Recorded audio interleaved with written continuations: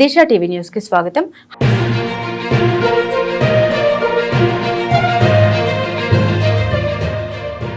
పాల్వంచలోని IDOC భవనంలో సమీక్ష సమావేశం. మంత్రులు, ఎమ్మెల్యేలు, ఎమ్మెల్సీలు, ఎంపీలు.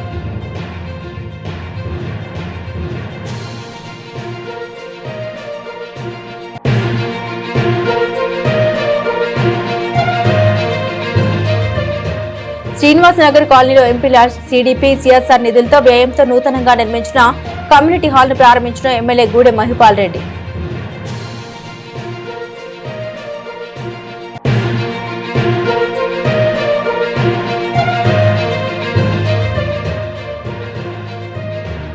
₹11 ఓపీని అందిస్తున్నాం. ప్రాణ హాస్పిటల్.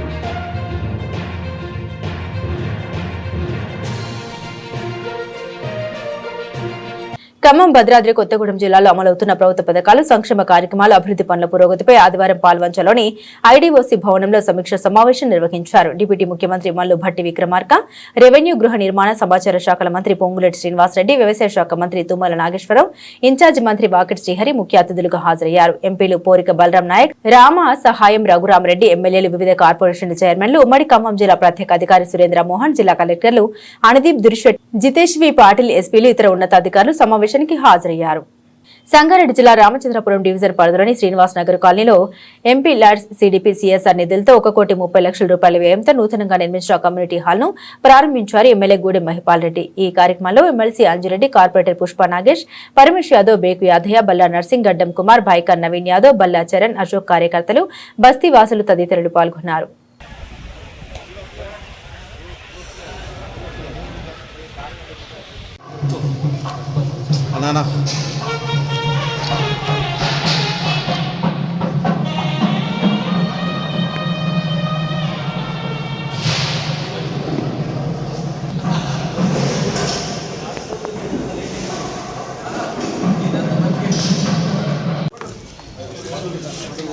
కొద్దిగా ఇంకా జరుగుండే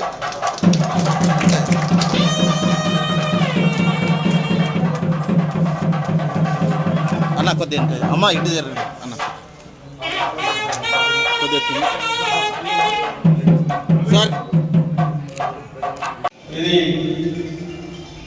అందరికి ఉపయోగపడే రీతిలో నిర్మాణం లేట్ అయినా సరే కొద్దిగా బ్రహ్మాండంగా అయింది.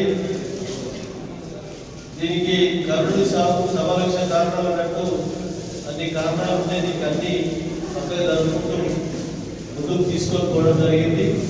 ఈరోజు బీదవారు పెళ్లి చేయాలంటే ప్రైవేట్ ఫంక్షనాలు వారికి ₹1,00,000, ₹2,00,000 అవుతా ఉన్నాయి. బ్రహ్మాండంగా మ్యారేజ్ కానీ, బర్త్డేలు కానీ, మంచి ఏదైనా సరే చేసుకోవడానికి పూర్తి సౌకర్యాలు కల్పిస్తూ ఇది ఫంక్షనాలు నిర్మాణం చేయడం జరిగింది.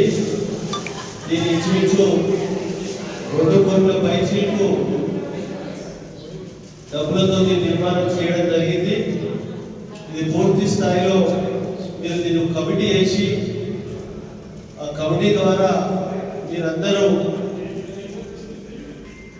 లోకల్ వారికి మెయింటెనెన్స్ తీసుకొని, బయట వారు వస్తే కమర్షియల్గా తీసుకొని దీని మెయింటెనెన్స్ దగ్గర మీరు ముందు జాగ్రత్తగా మంచిగా మెయింటైన్ చేయాలని చెప్పి తెలియజేస్తా ఉన్నాం. పటాన్చెరు టౌన్లో, ఇదే రామచంద్రాపురం టౌన్లో మల్లికార్జున నగర్ కానీ, జ్యోతి నగర్ కానీ ఏసీ ఫంక్షన్ హాల్ పెట్టడం జరిగింది. ఏసీ ఫంక్షన్ హాల్ ఆ విధంగా మీరు గిట్ట దయచేసి ఇది పబ్లిక్ సంబంధించింది, ఎవరు సొంతం కాదు. కమిటీ ద్వారా దీన్ని జాగ్రత్తగా మెయింటైన్ చేయాలి. పటాన్చెరులో 3, 4, 5 ఫంక్షన్ హాల్ ఉన్నాయి. 5 ఫంక్షన్ హాల్ కూడా కమిటీల ద్వారా అకౌంట్ ఓపెన్ చేసి వచ్చిన ₹10 అకౌంట్ చేసి అకౌంట్ ద్వారా ఖర్చు పెట్టి పబ్లిక్ బీదవారికి ఉపయోగపడే రీతిలో మీరు వాడుకుంటే శాశ్వతంగా ఉండడానికి ఆస్కారం ఉంటుంది. కాబట్టి ఏదైనా సరే మెయింటెనెన్స్ లేకపోతే ఇబ్బందులు అవుతాయి. ఈ బీదవారి కోసం నిర్మాణం చేయడం జరిగింది. మీరు పూర్తి స్థాయిలో సద్వినియోగం చేసుకోవాల్సిన పని చేస్తూ ఉన్నా. కాబట్టి దీన్ని ముఖ్యమైన అవసరాలు ఉంటే దీన్ని తప్పకుండా ఆలోచన చేసి ఇంకేమైనా ఇంజనీరింగ్ వర్క్ ఉంటే, ఇంకేమైనా వర్క్స్ ఉంటే, బ్యాలెన్స్ వర్క్ ఉంటే కొన్ని కంప్లీట్ చేయించడానికి పాటిస్తూ అవసరం అనుకుంటే కొద్దిగా దీనికి చైర్ సీట్ అవసరం ఉన్నట్టు కనబడతా ఉన్నాయి. వేరే పైసలు షేర్ షీట్గా దీనికి ఇప్పిస్తానని మీ అందరికీ మాటిస్తూ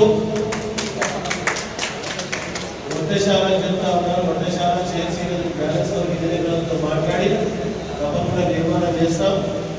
కాబట్టి దీన్ని పూర్తి స్థాయిలో మీరు అందరూ సద్వినియోగం చేసుకోవాల్సిందిగా మనవి చేసుకుంటూ ఈ కార్యక్రమంలో పాల్గొన్న ప్రతి ఒక్కరికి పేరు పేరున నేను శిరసు వచ్చి నమస్కరించుకుంటూ ధన్యవాదాలు తెలియజేస్తా ఉన్నాను. Thank you.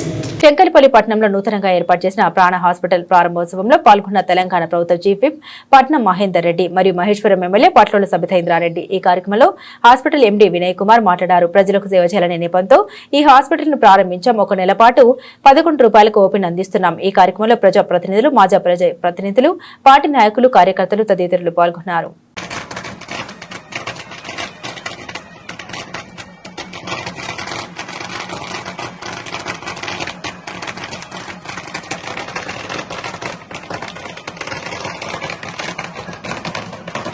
ఎలాంటి ఆఫర్స్ ఏమన్నా పెట్టారా? ఇప్పుడు మనం ఫస్ట్ 1 మంత్లో 11 రూపాయలకే మనం ఓపీ చూస్తున్నాం. అది కూడా ఎందుకు పెట్టాను 11 రూపాయలు అంటే దానికి ఒక రీజన్ ఉంది. ఒక పేషెంట్ 11 రూపాయలు కట్టి ఓపీ చూపించుకుంటే మా డాక్టర్లకి జవాబుదారీతనం ఉంటుంది, జవాబు ఇవ్వగలుగుతారు. ఫ్రీ చూస్తే దానికి వాల్యూ ఉండదు. Patient okay. అందరికీ నమస్కారం. ఈరోజు శంకర్పల్లిలో ప్రాణ హాస్పిటల్ ని ప్రారంభోత్సవం చేయడానికి అవకాశం ఇచ్చిన మా సోదరులు రాజు గారికి, అదేవిధంగా డాక్టర్ వినయ్ గారికి వారికి మనస్ఫూర్తిగా అభినందనలు తెలియజేస్తా ఉన్నాను. గ్రామీణ ప్రాంతాలలో వైద్యసేవలు అందడం చాలా కష్టం. అలాంటిది అన్ని రకాల సేవలు ఒక దగ్గరికి తీసుకొచ్చి వారికి పేదవారికి అందుబాటులో ఉంచినందుకు ముందు డాక్టర్ వినయ్ గారిని వాళ్ళ టీం అందరినీ కూడా అభినందిస్తా ఉన్నాను. ఖచ్చితంగా గ్రామీణ ప్రాంతంలో ఉన్న వాళ్ళు చాలా నమ్మకం, విశ్వాసంతో హాస్పిటల్కి వస్తారు. ఎక్కడున్నా కూడా ఏ హాస్పిటల్ పోయినా డాక్టరే దేవుడు అనుకుంటాం. నెంబర్ 18 నారాయణపేట జిల్లా కేంద్రంలో ఉన్న ప్రభుత్వ జూనియర్ కళాశాల పాత బిల్డింగ్ ను కూల్చివేయాలని, శిథిలావస్థలో ఉన్న మూత్రశాలలో మరుగుదొడ్లు త్వరగా పూర్తి చేయాలని స్థానిక ఎమ్మెల్యే చిట్టెం పరిమితారెడ్డి గారికి ఆధ్వర్యంలో వినతి పత్రం అందించారు. స్పందించిన ఎమ్మెల్యే పర్ణికారెడ్డి నారాయణపేట జూనియర్ కళాశాలలో ఉన్న సమస్యల్ని వెంటనే పరిష్కరించాలని జిల్లా ఉన్నత ఎమ్మెల్యే డాక్టర్ చిట్టెం పర్ణికారెడ్డి అధికారులతో ఫోన్లో మాట్లాడారు. నారాయణపేట ప్రభుత్వ జూనియర్ కాలేజ్ ఒకటే కాదు, విద్యార్థుల విషయంలో అధికారులు ఎవరూ నిర్లక్ష్యం ప్రదర్శించరాదని, నారాయణపేట ప్రభుత్వ కాలేజీలో ఉన్న సమస్యల్ని పరిష్కరించి విద్యార్థులకు సౌకర్యాలు కల్పించాలని ఆదేశాలు ఇవ్వడం జరిగింది.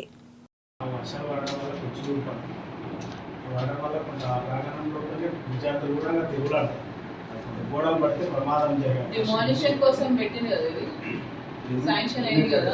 ఈడబ్ల్యూఐడిసి కాలేజ్ డిమాలిషన్ పెట్టినాం, దానికోసం శాంక్షన్ కూడా వచ్చింది.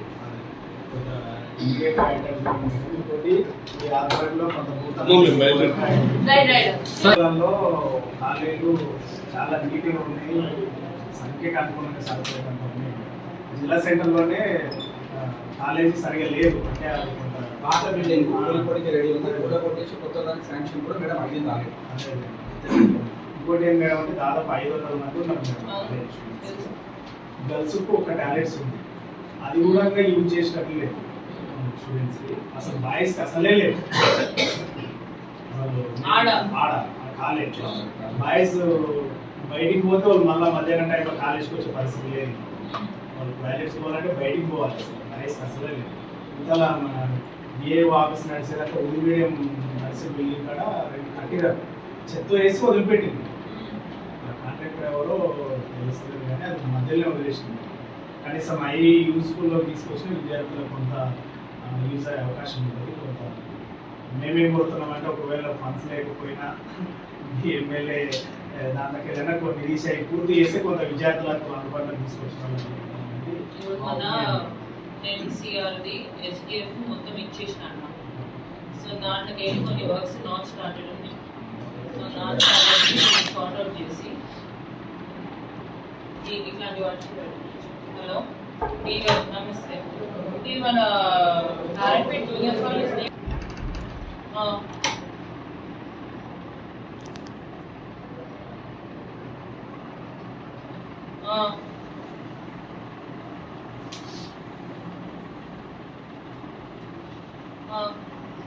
హైదరాబాద్ వనస్థలిపురం సాహెబ్ నగర్ ఆఫీసెస్ కాలనీలో ఉన్న సర్వే నెంబర్ 68లో దాదాపుగా 911 గజల భూమిలో 711 గజల భూమిని పార్కు కేటాయించి మిగిలిన భూమిని దేవాలయానికి కేటాయించిన కాలనీ వాసులు 200 గజల భూమిలో స్వయంభుగా వెలిసిన శ్రీ శ్రీ రేణుక ఎల్లమ్మ తల్లి దేవాలయం కట్టాలని నిర్ణయించి ఆలయ నిర్మాణదాత ప్రేమ్నాథ్ తన డబ్బులతో 2018 సంవత్సరం దాదాపు 60 లక్షల రూపాయలతో నిర్మించిన ప్రేమ్నాథ్ తక్షణమే మాకు న్యాయం చేయాలని ప్రభుత్వాన్ని, ప్రజాప్రతినిధుల్ని, మీడియాని, కాలనీ వాసులను వేడుకున్నారు.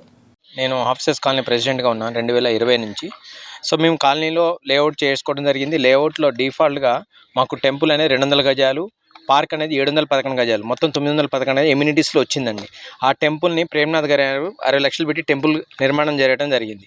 ఈ టెంపుల్లో, ఈ గుళ్ళో మొత్తం ఉన్నది ఆ నాగపడకలతో పుట్టుంటుంది, స్వయంభు. సో రేణుకెళ్ళమ్మ దేవాలయం అని నామకరణం చేసుకున్నాము. అలానే మాకు ఎండోమెంట్ నుంచి చెక్కులు కూడా రావడం జరిగింది 2 సంవత్సరాల నుంచి. సో వేరే వాళ్ళు పోచమ్మ దేవాలయం అని నేను 2018లో నా సొంత నిధులతో ఇక్కడ రేణుకెళ్ళమ్మ దేవాలయం 60 లక్షల నిధులతో నేను నిర్మాణం చేయడం జరిగింది.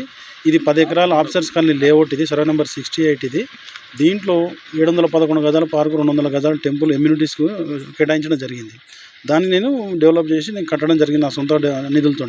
ఇక్కడ పటేల్ కూడా అని చెప్పేసి వాళ్ళ అవతల సంబంధం లేని వాళ్ళు వచ్చేసి ఈ టెంపుల్ని ఎండోమెంట్లో శ్రీ శ్రీ పోచమ్మ దేవాలయం పటేల్ కూడా రిజిస్ట్రేషన్ చేసుకున్నారు. కనీసం నాకు ఒక ఎండోమెంట్ నుంచి ఒక నోటీస్ కానీ, ఇంటిమేషన్ కానీ, ఫోన్ కాల్ కానీ ఎటువంటిది కూడా లేదు. తర్వాత వాళ్ళు నా ప్రమేయం లేకుండా నా ఫోటోని వాళ్ళు పెట్టుకొని ఫ్లెక్స్ చేసుకొని బోనాలు చేసుకుంటారు. ఇప్పుడు సడన్గా వచ్చేసి ఈ లాస్ట్ వీక్ శనివారం వచ్చేసి ఎండోమెంట్లో ఇది ఖమ్మం జిల్లా కల్లూరులో టీయూసీఏ ఆధ్వర్యంలో పోరాడి సాధించుకున్న 29 కార్మిక చట్టాన్ని కాపాడాలని గ్రీవెన్స్ లో తహసీల్దార్ పులి సాంబశివుడుకు వినతి పత్రం అందించారు. ఈ సందర్భంగా trade union centre of India జిల్లా అధ్యక్షులు వెంకన్న మాట్లాడారు. కార్మికులు పోరాడి సాధించుకున్న 29 కార్మిక చట్టాల్ని 4 కోడ్లుగా విభజించి కేంద్రంలో ఉన్న బీజేపీ ప్రభుత్వం కార్మికుల పొట్టకొట్టే విధంగా ప్రయత్నం చేస్తుందని, వాటిని అసెంబ్లీలో అమలు కాకుండా చూడాలని ట్రేడ్ యూనియన్ సెంటర్ ఆఫ్ ఈ కార్యక్రమంలో టీయూసీఏ జిల్లా కోశాధికారి శరత్, హమాలి వర్కర్స్ జిల్లా అధ్యక్షులు పుల్లారావు, ఏరియా అధ్యక్షులు సత్యం పాల్గొన్నారు. సాధించుకున్న 29 కార్మిక చట్టాలని కేంద్రంలో బీజేపీ ప్రభుత్వం అధికారంలోకి వచ్చిన తర్వాత 4 కోళ్లుగా విభజించేసి కార్మికులకి పొట్టగొట్టే విధంగా కేంద్రంలో నరేంద్ర మోడీ ప్రభుత్వం అనుసరిస్తున్నది. అలాగే ఈ 4 కోళ్లని రాష్ట్ర ప్రభుత్వాలు అమలు చేయాలని చెప్పేసి రాష్ట్ర ప్రభుత్వాలకి పంపింది. ఈరోజు తెలంగాణలో రేవంత్ రెడ్డి ప్రభుత్వం ఈ పని గంటల్ని 8 గంటల పని దినాన్ని 10 గంటలకి 12 గంటలకి పెంచాలని చెప్పేసి జీవో చేశాడు రేవంత్ రెడ్డి. అలాగే ఈ 4 లేబర్ కోడ్లను అమలు చేయాలని చెప్పేసి రాష్ట్ర ప్రభుత్వాన్ని నరేంద్ర మోడీ ప్రభుత్వం కోరుతుంది.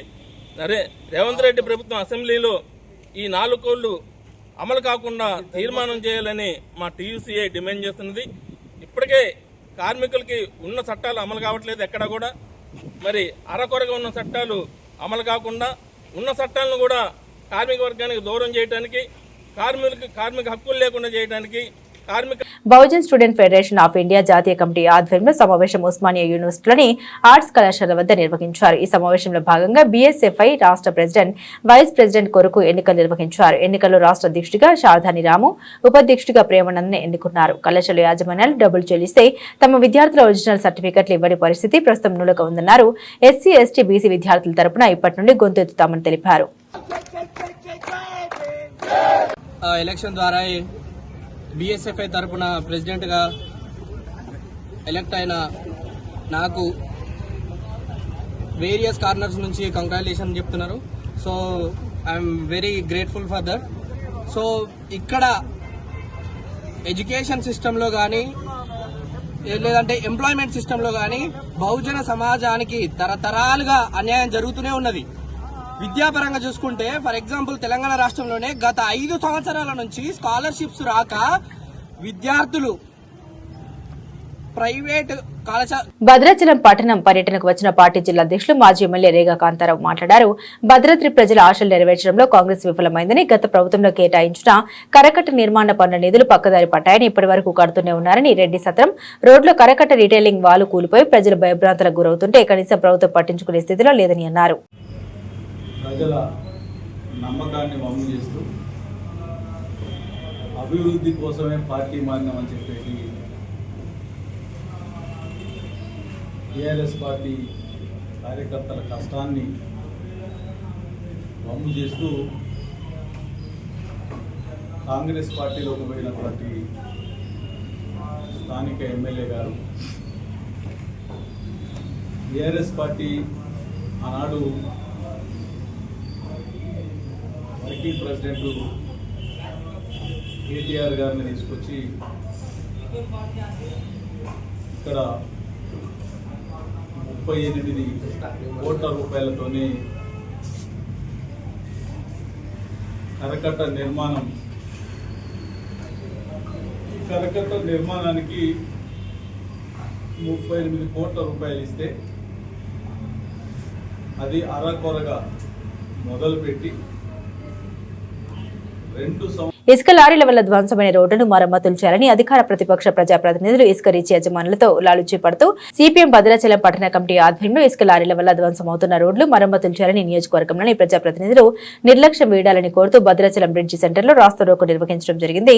ఈ కార్యక్రమంలో పార్టీ జిల్లా కమిటీ సభ్యులు బండారు శరత్ బాబు, పట్టణ కార్యదర్శి వర్గ సభ్యులు తదితరులు పాల్గొన్నారు. ఈ రోజు భద్రాచలం సిపిఎం పార్టీ పట్టణ కమిటీ ఆధ్వర్యంలో ఈరోజు బ్రిడ్జి సెంటర్లో రాస్తారోకు సిపిఎం ఆధ్వర్యంలో నిర్వహించడం జరిగింది.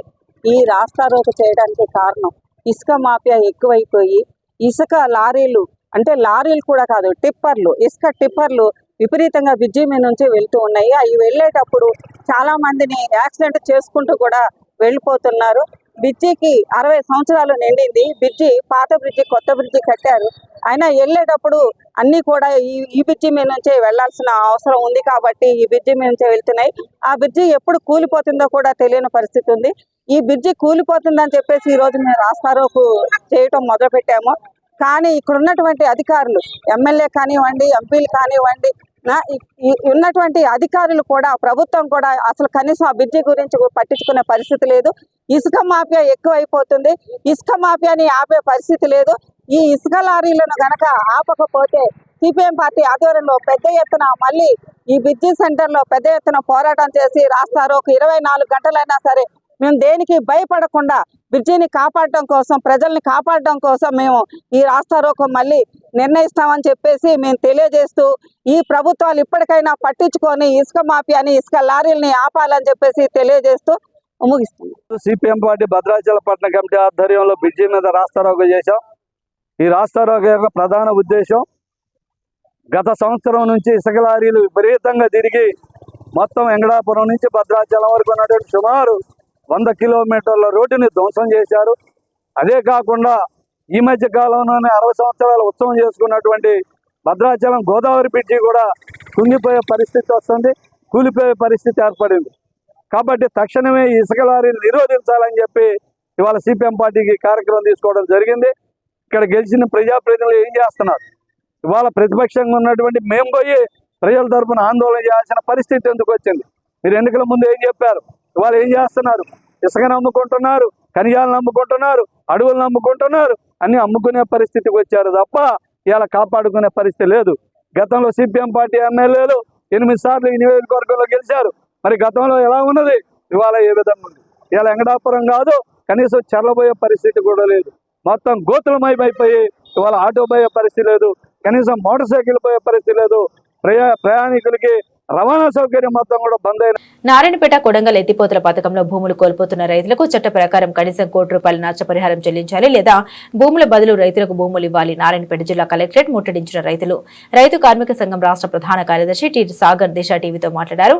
రైతులకు చట్టపరమైన తమ పరిధిలో ఉన్న వారి 2013 భూ చట్టం ప్రకారమే రైతులకు నష్టపరిహారం ఇవ్వాలని ఆయన డిమాండ్ చేశారు. రైతుల్ని బెదిరించే ఎలాంటి అధికారుల మీద చర్యలు తీసుకోవాలని ఆయన డిమాండ్ చేశారు. మక్తల్ నారాయణపేట కొడంగల్ ఎత్తిపోతల పథకంలో భూములు కోల్పోతున్నటువంటి రైతాంగం గత 15 రోజులుగా ఆందోళనని కొనసాగిస్తున్నారు. ఈ రోజుకు 14 రోజులుగా నిరాహార దీక్షని కొనసాగిస్తున్నారు. దాదాపు ఈ ప్రాజెక్టు పరిధిలో 2000 ఎకరాలకు పైగా భూములు కోల్పోతున్నారు. భూములు కోల్పోతున్నటువంటి రైతాంగానికి 2013 భూసేకరణ చట్టం ప్రకారం పరిహారం ఇవ్వనటువంటిది మా మొదటి డిమాండ్. రెండవది, ఆ పరిహారం ఏదైతే ఉందో చట్ట ప్రకారము మార్కెట్ విలువకు అదనంగా 2 రెట్లు కలిపి ఇవ్వాలి. ఈరోజు నారాయణపేట ప్రాంతంలో ఎకరం భూమి 30 లక్షలకు తక్కువగా ఎక్కడ లేనటువంటి పరిస్థితి. దానికి 2 రెట్లు అదనంగా కలిపినా 90 లక్షలు అవుతుంది. దానికి సొల్యూజియం అంటున్నారు, లేదా శాశ్వతంగా భూమి కోల్పోతున్నారు. కాబట్టి ఇంకో 10 లక్షలు కలిపి ₹1 కోటి చొప్పున కనుక ఎకరానికి ఇవ్వగలిగితే రైతాంగము సంతోషంగా భూములు ఇస్తారు. కానీ ఈరోజు బలవంతంగా భూముల్ని సేకరణ చేసే దానికోసం ప్రయత్నం చేస్తున్నారు. రైతాంగాన్ని భయపెట్టేటువంటి ప్రయత్నం చేస్తున్నారు. గ్రామాలకు వెళ్ళి ఇక మీకు ప్రభుత్వ పథకాలు ఏవి కూడా వర్తించవని చెప్పి ప్రయత్నం చేస్తున్నారు.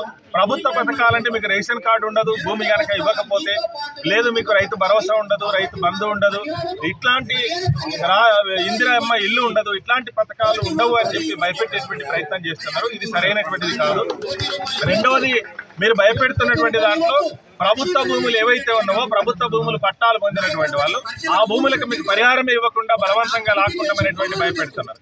అధికారులు కానీ ప్రజాప్రతినిధులు కానీ ఆ ప్రయత్నం చేయడం అనేటువంటిది దుర్మార్గము. ఈ రోజు హైకోర్టు అనేక సందర్భాల్లో చెప్పింది. ముచ్చర్ల ఫార్మా సందర్భంగా మేము హైకోర్టుకి వెళ్ళినటువంటి సందర్భంలో కూడా చెప్పింది. పట్టా భూమితో సమానంగా ప్రభుత్వ భూమి కూడా పరిహారం ఇవ్వాలనేటువంటి డైరెక్షన్ ఇచ్చింది. ఆ రకంగానే పరిహారాలు వచ్చింది. కాబట్టి మేము కోరుతున్నటువంటిది ఈ రకమైనటువంటి బెదిరింపులు ఆపాలనేటువంటిది మేము ప్రభుత్వాన్ని అడుగుతున్నాం. ఈ ప్రాంతంలో ఎమ్మెల్యే గారు ఉన్నారు, మంత్రి గారు ఉన్నారు, ముఖ్యమంత్రి గారు కూడా ఈ ప్రాంతం నుంచే ఉన్నారు. కాబట్టి మీకు ఇంతకంటే శక్తి అవసరం లేదు ఈ ప్రభుత్వం మీద ఒత్తిడి చేసి న్యాయమైనటువంటి పరిహారం ఇచ్చేదానికి.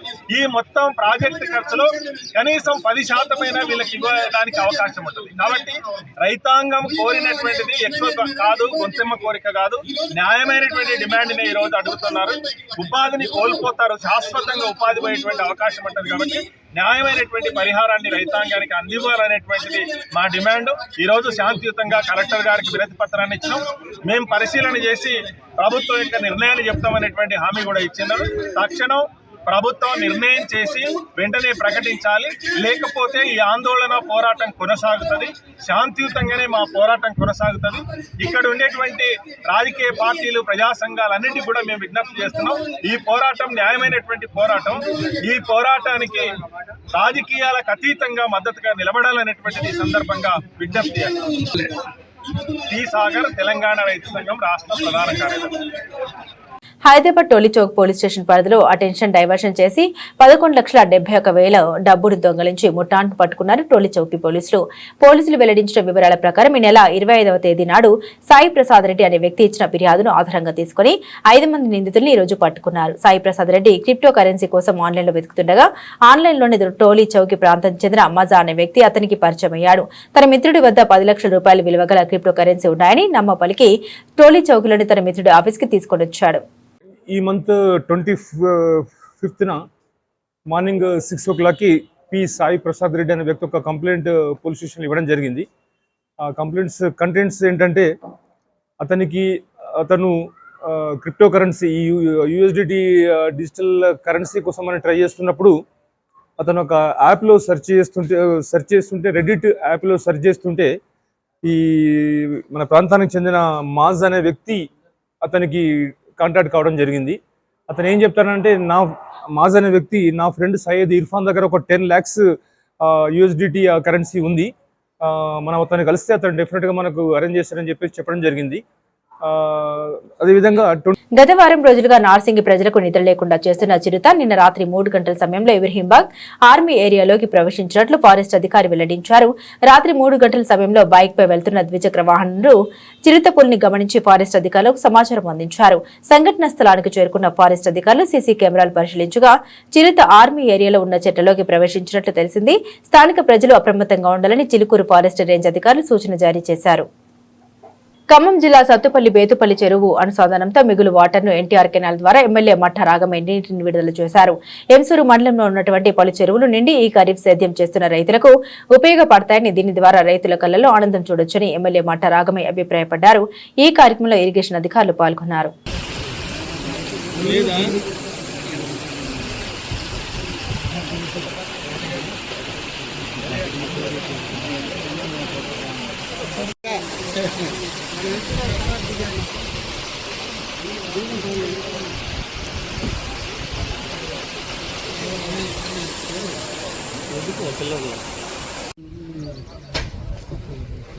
రాజకీయ విలువల్ని బీఆర్ఎస్ పార్టీ దిగజార్చుతోందని మండిపడ్డారు. రంగారెడ్డి జిల్లా షాద్నగర్ ఎమ్మెల్యే వీర్లపల్లి శంకర్ స్థానిక క్యాంపు కార్యాలయంలో మాట్లాడుతూ పార్టీ మెప్పు కోసం ముఖ్యమంత్రిపై వ్యక్తిగత విమర్శలు చేయడం మానుకోవాలని సూచించారు.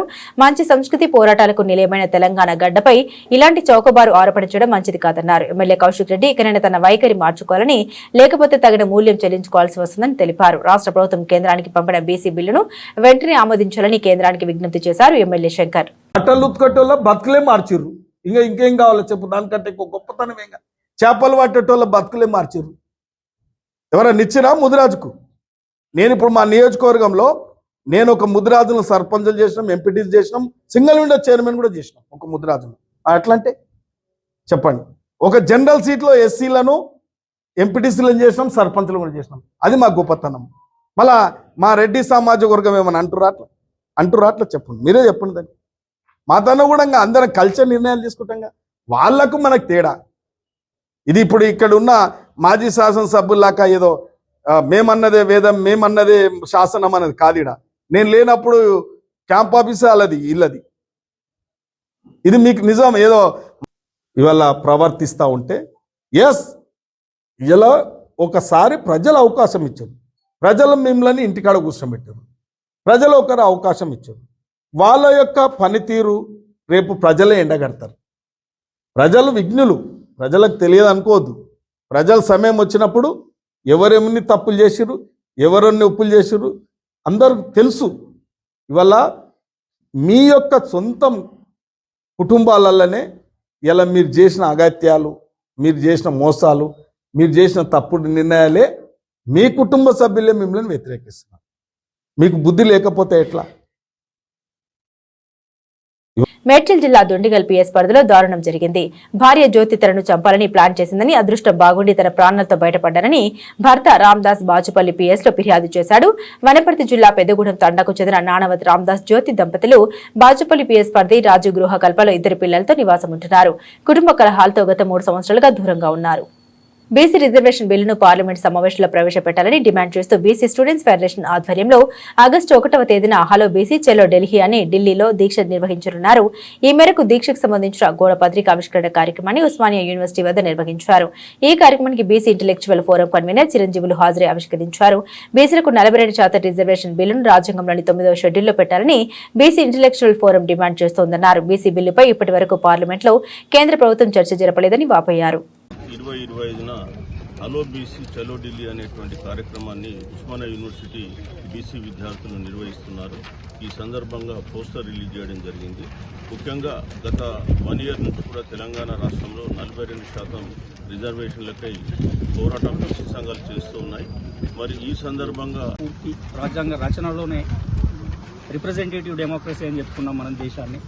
సో కొత్త నూతన రాజ్యాంగం సృష్టించుకున్న సందర్భంలోనే రిప్రజెంటేటివ్ డెమోక్రసీ కాబట్టి జనాభా దామాషా పద్ధతి ప్రకారం మనకు కావాల్సినటువంటి రిజర్వేషన్ పాలసీస్ని అఫర్మేటివ్ కాకుండా పొలిటికల్, ఎడ్యుకేషనల్, సోషల్ ఎవాల్యుయేషన్ గురించి రాహుకేతు పూజల వద్ద జరిపోతూ కలకలం. శ్రీకాళహస్తీశ్వర ఆలయంలోని 750 రాహుకేతు సర్పదోష నివారణ పూజా మండపం వద్ద జరిపోతూ సర్పం కలకలం సృష్టించింది. దాదాపు 6 అడుగుల పొడవు కలిగిన జరిపోతూ పూజా మండపం వద్ద అక్కడి చెక్క మెట్ల కిందకు వెళ్లడాన్ని సిబ్బంది గుర్తించారు. రాహుకేతు పూజలు చేయించుకునే భక్తులతో పాటు దర్శనానికి వెళ్లేవారు భయాందోళనకు గురయ్యారు. సమాచారాన్ని ఆలయ అధికారులు, అటవీశాఖ అధికారులకు తెలిపారు. అటవీశాఖ ఉద్యోగులు దాము కార్తీకులు చాకచక్యంగా చెక్కల కింద ఉన్న జరిపోతును పట్టుకుని పాలిథిన్ సంచిలో వేసుకుని జనసంచారం లేని అటవీ ప్రాంతంలో విడిచిపెట్టారు. దీంతో అందరూ ఒక్కసారిగా ఊపిరి పీల్చుకున్నారు.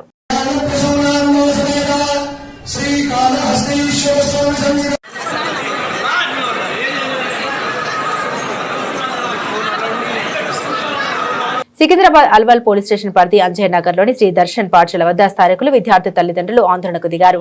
పాఠశాల యూనిఫామ్ వేసుకురాలేదని ఆగ్రహంతో పాఠశాల 1వ తరగతి చదువుతున్న శ్రీకృతిక్ అనే విద్యార్థిని తరగతి గది బయట నిల్చోబెట్టి దండించినట్టు తెలిపారు. పాఠశాల ప్రిన్సిపల్ కు వ్యతిరేకంగా నినాదాలు చేస్తూ న్యాయం చేయాలని డిమాండ్ చేశారు. రమేష్ ఫిర్యాదు మేరకు ఘటనా స్థలానికి చేరుకున్న అల్వాల్ పోలీసులు అన్ని కోణాల్లో దర్యాప్తు చేస్తున్నారు. దాడికి సంబంధించిన సీసీ కెమెరాలు పరిశీలించారు.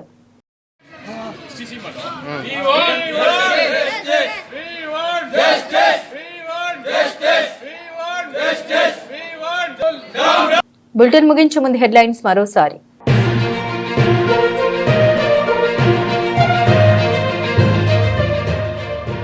పాల్వంచలోని ఐడీఓసీ భవనంలో సమీక్ష సమావేశం. మంత్రులు, ఎమ్మెల్యేలు, ఎమ్మెల్సీలు, ఎంపీలు.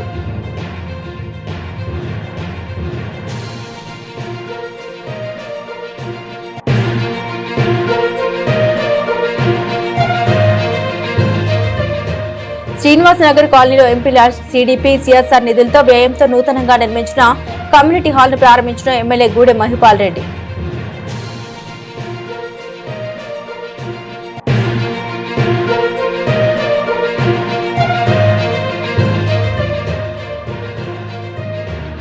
₹11 ఓపీని అందిస్తున్నాం ప్రాణ హాస్పిటల్.